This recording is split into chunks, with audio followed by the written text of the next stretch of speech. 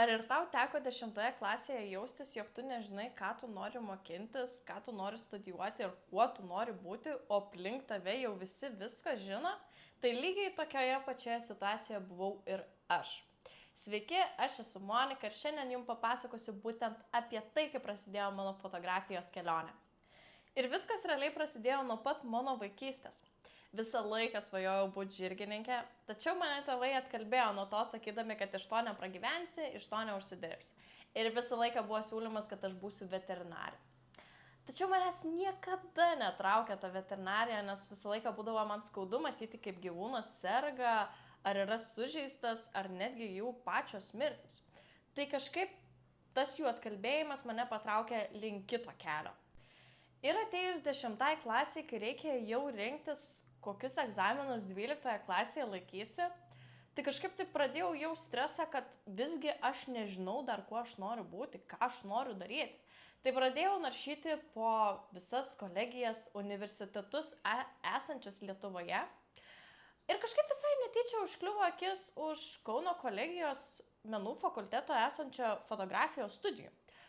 Ir aš taip pagalvojau, galbūt būtų visai įdomu, nes visą laiką mano širdis buvo arčiau meno nei tiksliųjų mokslų. Tai tuomet paprašiau tėvų nupirkti patį pirmąjį fotoaparatą ir pasibandyčiau, ar tikrai man tai patinka. Ir pradėjau fotografuoti viską, kas tik tais papuola, tai gėlytės, kačiukai, arkliukai, žolytės, karvytės ir viskas, kas tik tais yra tiesiog aplink ir kur papuola į mano akiratį. Ir vis fotografavau ir taip pagalvojau, kad reikiagi pagilinti tas žinias, nes visą laiką nefotografuosi ant automatinio. Ir nusipirkau kursus. Pagilinus žinias, man atsivėrė, atrodo, viskas. Ir aš pradėjau dar kitaip matyti tą pačią fotografiją. Ir taip dar daugiau užsidegė tos pačios meilės tai pačiai fotografijai. Nuo to būtent prasidėjo mano patys pirmieji užsakymai, tai visokios krikštynos, vestuvės, šeimos šventės ir įvairius kitokie, kur tik tais reikėjo fotografo, ten aš ir važiavau ir viską dariau, kad tik tais kuo daugiau išmokčiau ir sužinočiau būtent apie šitą darbą. Ir po 12 klasių sugebėjau stoti į Kauno kolegiją, į menų fakultetą, į fotografijos studijas. Man žiauriai patiko pats pirmas kursas, buvo labai įdomios studijos. Bet 2 metai kažkaip pradėjau jausti vis prastėjančią aurą. Tuomet prasidėjo, kad aš vis rečiau einu į paskaitas. Tuomet jau prasidėjo mintis, kad galbūt visgi pasiimti laisvus metus. Galbūt visgi iš viso mesti studijas. Ir po tų 2 metų aš kažkaip pagalvojau, pabandysiu pasiimti laisvus metus. Galbūt atrasiu, kad galbūt visgi yra verta eiti tas studijas, arba galbūt ne. Ir pasiėmusi tuos laisvus metus, reikėjo eiti dirbti samdomą darbą. Ir tas samdomas darbas, atrodo, vis toliau ir toliau atiminėjo mano meilę visai fotografijai. Ir aš vis rečiau vis pasimdavau fotoaparatą ir fotoaparatas realiai dulkėjo pas mane spintelėje tiesiog. Ir kažkaip vienu momentu jau pradėjau svarstyti, kad galbūt fotografija nėra man. Bet būtent prieš atsisakant tos pačios fotografijos pagalvojau, galbūt reiktų kažką naujo pabandyti. Tarkim, asmeninę fotosesiją. Gi niekada nebuvau šios fotografavus. Ir taip kažkaip pagalvojau, kad visą laiką aš jos bijojau, tos asmeninės fotosesijos, nes nežinodavau, kaip reikės su žmogum kalbėti, kaip reikės su žmogum jį sustatyti, sumodeliauti, su viską ir tiesiog labai visko to bijojau. Ir aš pagalvojau, reikia pabandyti viską, reikia pabandyti padaryti, galbūt čia bus, kur uždegs man naują liepsnelę į fotografiją.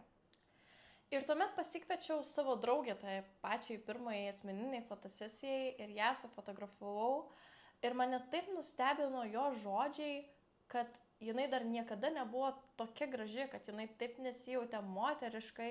Ir, ta prasme, atsirado jai dar didesnis pasitikėjimas savimi ir aš čia taip galiu padaryti, aš galiu privers, kad žmogus šitaip jaustųsi. Ir aš taip atrodo, va tada užsidegė ta kibirkštėlė viduje, kad aš galiu tai padaryti. Va čia yra dalykas, kurį aš noriu daryti. Aš noriu suteikti žmonėms pasitikėjimą savimi, nuvyti visas abejonės į šalis, suteikti jiem tą grožį. Tiesiog ir aš taip supratau, kad Tai yra mano dalykas. Tai yra mano dalykas, kurį aš noriu daryti. Ir būtent tą minutę aš supratau, kad visgi man nereikia tęsti mokslo Kauno kolegijoje ir priėmiau sprendimą visgi pasirašyti dokumentus ir išeiti iš studijų vos likus 1 metam iki pabaigimo. Ir aš jaučiausi tokia laisva pasirašysiu dokumentus, žinodama, kad man nebereikės grįžti į studijas, kad man nebereikės būti ten, kur aš nenoriu. Ir tuomet dar atsiskleidė labiau mano visa fotografijos meilė ir visas užsidegimas. Ir dabar būtent aš einu per savo visas klaidas, per savo atradimus, per savo išbandymus ir viską tiesiog darau visiškai savarankiškai.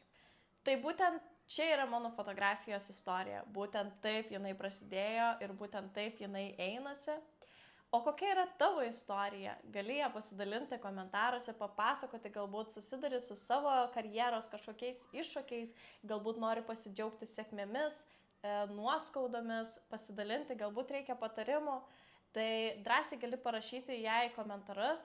O taip pat noriu paminėti, kad galite pasubscribinti šį kanalą ir sekti toliau, nes kuo toliau, tuo bus įdomesnių ir gilesnių temų, bei bus užkulisių iš mano fotografijos ir mano ūkinio gyvenimo. Čiau!